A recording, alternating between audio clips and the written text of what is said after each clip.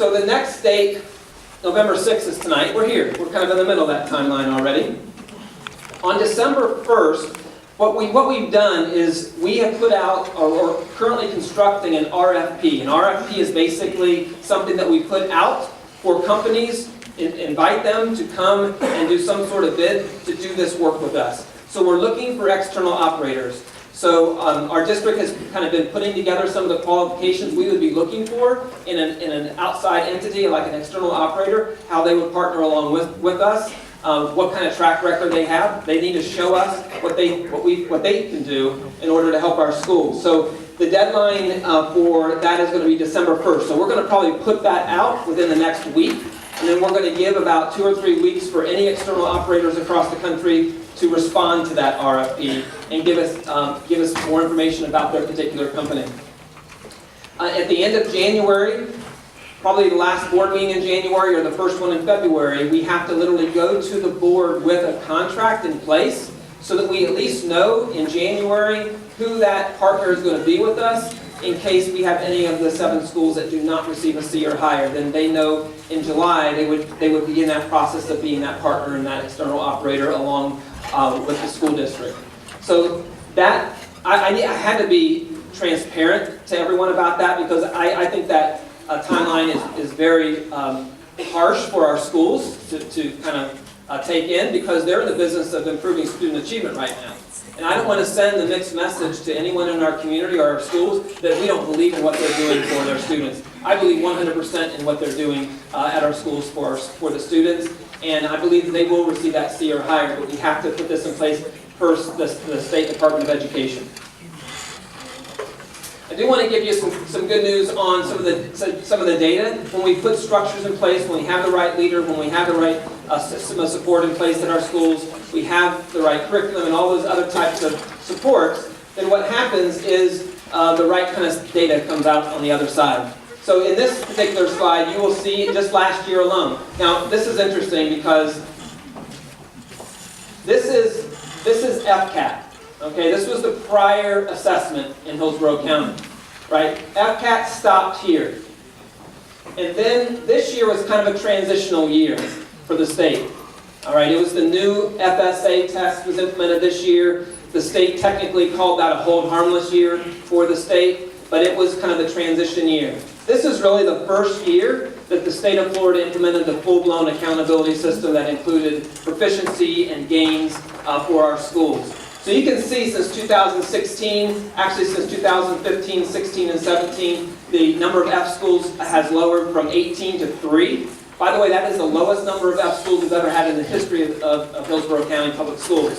So that's something we can applaud you about, and we're going to continue to, our goal is no D or F schools in this community at all. That should be our goal. That should be our goal. And so to do that, we need everyone's help to do that. So the principals and teachers at our schools need all of our help in order to help support them in what they're doing currently. Actually, our A schools are on the rise, and our F schools are on the decline. That's a good statistic to talk about, and we're going to continue to work through that. Here's some of the predicting data. So one of the things that our schools have been doing is they've been monitoring the progress of students. Of course, one of the big items that we monitor is reading success for our students. And one of the assessments that they provide at their schools is called the iReady Fall Assessment. So what this chart does, it compares the students from the FSA, the test they took last year, and the proficiency on that assessment last year according to the ELA, which is the English Language Arts exam for the FSA test, and it compares to where the students are and how successful they're being already in the fall. So you can see at every single school, Foster has gone from 33 at the end of last year up to 39%, Morton from 34 to 39, Oak Park 26 to 35, Potter 17 to 29, Lehigh 29 to 38, Beachy Washington 14 to 30. That means there's great instruction happening in our schools, and we're monitoring that progress. And these are the kind of things that our schools are doing to try to predict the success. Because along with, even though we want higher than 30 and 38 and 29 and 35% as far as our overall proficiency for our students, what we ultimately know, when we have large jumps in proficiency, we're going to get huge jumps in our overall gain scores at our schools. So So that's the other part that we're monitoring very closely out in our schools. And this is good news on behalf of all 7 of our schools. The predictive data right now is all trending in the right direction for ELA.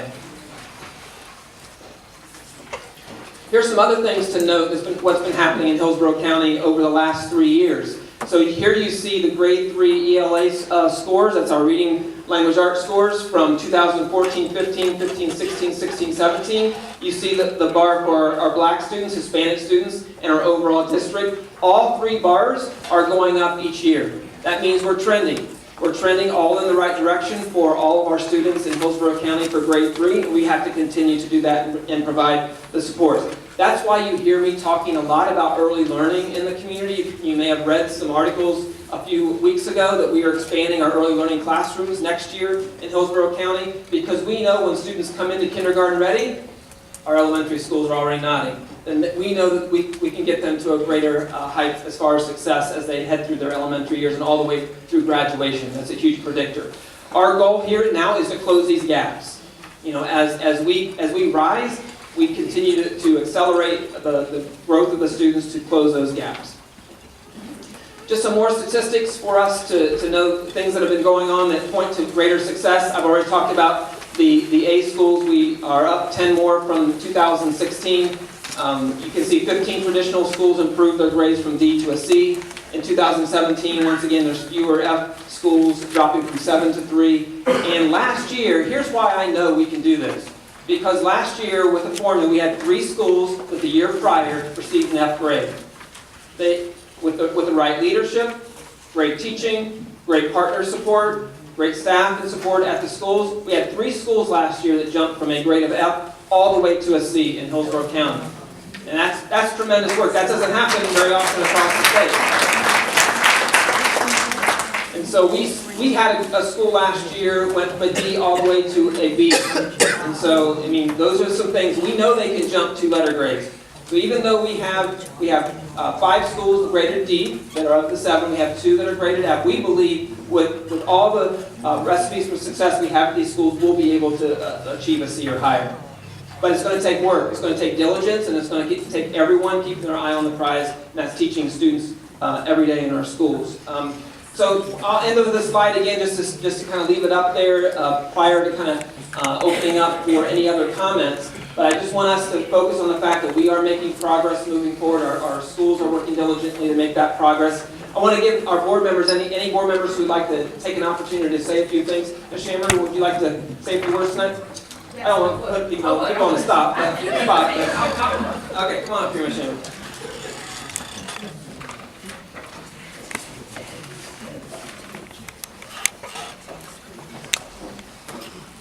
Thanks so much, Mr. Eakins. Good evening, everybody. Thank you all so much for being here today. I'm so pleased to see so many people here. So I just want to take a couple of minutes to kind of also talk about what's going on. And thank you so much for that very thorough presentation. So first and foremost, this district takes responsibility and accountability for what's going on in these schools. I want to be very, very clear about that. And we're going to make some changes to make sure that these schools are turned around. Now, you know, for those of you who have been engaged in this district, who follow the district, and I'm really kind of addressing kind of mainly our community partners here today, this really probably shouldn't come as a surprise to you. Even with the blow that 7069 dealt us, historically there's been issues in this district with antiquated policies, unchallenged policies, a lack of focus on equity, even the institutional and systematic racism that we have dealt with in this district have all been tantamount to a death penalty for these schools. And when I say that, the state has given us a stay of execution year after year. Another stay of execution, another stay of execution, another chance, another chance. Well, now the phone has stopped ringing.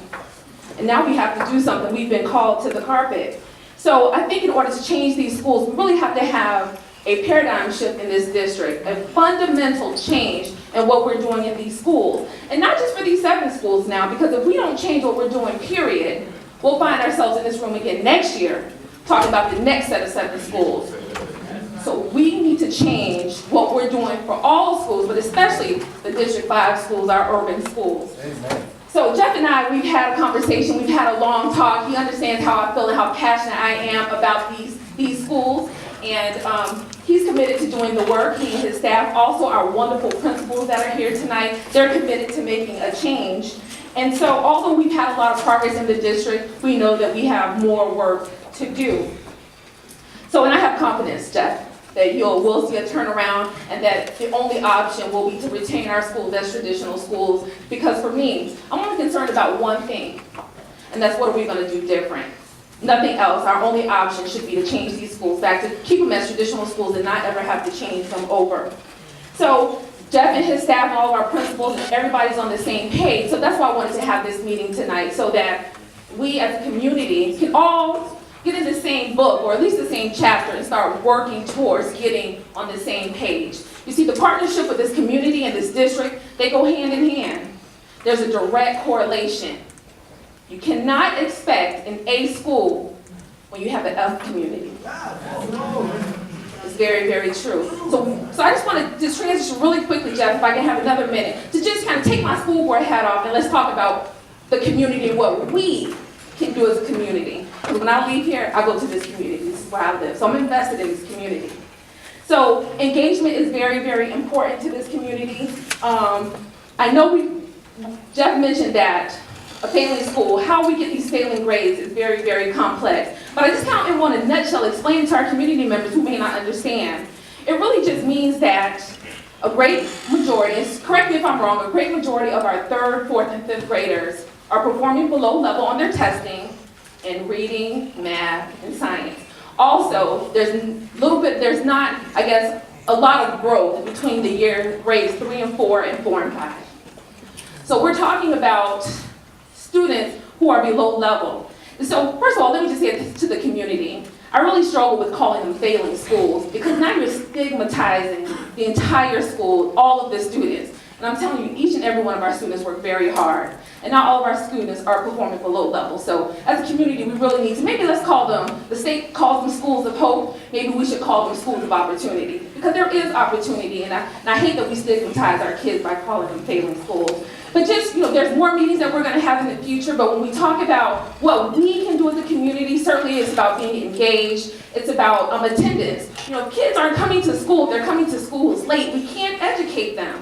And then they fall into that low quartile of students. Attitude, don't send your kids to school angry. Send them, positive, don't yell at them in the morning. Send them and start them with a positive attitude. But also early childhood education, we definitely need to have a whole workshop on that. Our kids are not even coming into public school ready, and they're perpetually behind. So we're always fighting an uphill battle with getting our kids ready. But there's a lot that we need to do. Support at home, supporting these communities.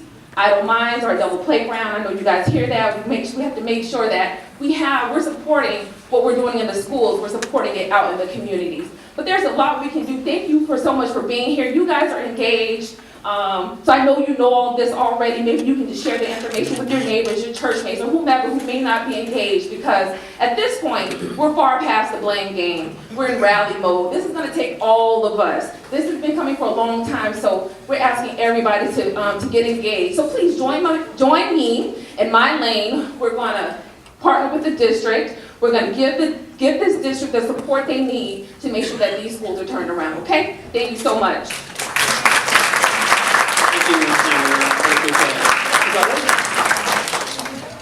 Thank you very much, and thank you, Tammy, for your passion. This is awesome.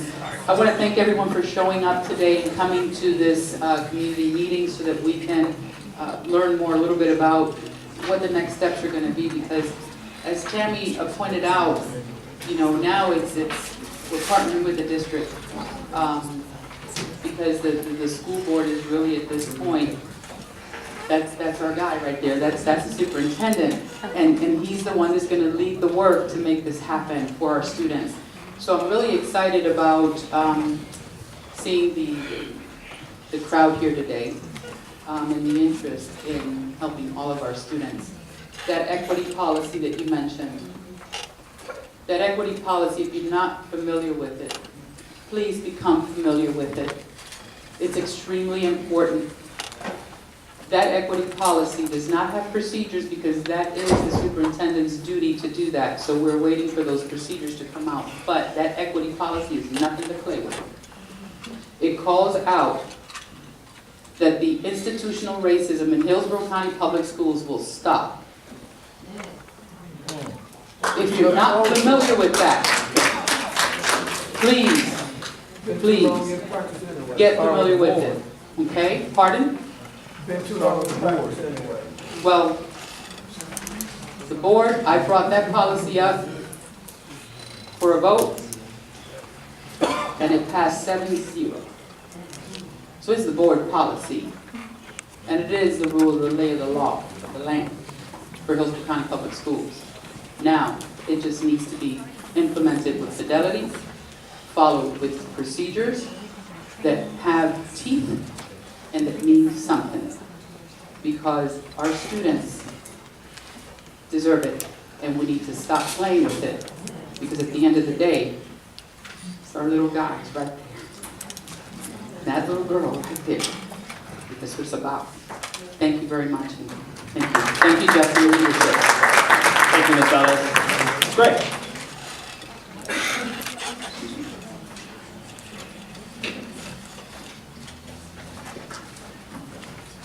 I so much want to thank the principals of each of those schools. And I am familiar with one of the ingredients that we all have to work on intensely. One of the best and most, known predictor of success for our kids is parent involvement. And all the peripheral discussion, and I'm not saying equity is peripheral, but all the other discussion comes down to parental involvement. And to this end, each of you are here, not only as parents, not only as community and religious leaders, but you care about your children in the community. And I think when we get into the very nitty-gritty, as I mentioned to my neighbor, I was sitting right here, I wanted buses, and I did ask Superintendent Eakins to have a bus for each of these schools for PTA. It has to be, we have to start facilitating, actually accommodating the real words and real deeds of equity. So if we need to have buses to get our parents to the PTA meetings, to various events, then we shall do that. But no more should we fool around with any of the other excuses. There are no excuses. We know what we need to do. We know what pre-K is it's the most prolific way of having a child prepared when they get to kindergarten. We know we need to, as parents and as community leaders, get these children storybook reading and all this. You're the choir. And to make it real, we need to get our parents invested in their children. And to make it more viable, you need to give us as school board members specific direction. What do you need? And then we need to listen to you, and we need to follow through and get it done.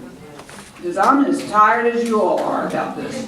Thank you for the applause. But I am a doer, and I want to commend Member Shamburger for her passion, for her realistic talk, and for her heartfelt involvement. Because with a leader such as her, you know she's going to get it done. And I know that she has your phone number and vice versa.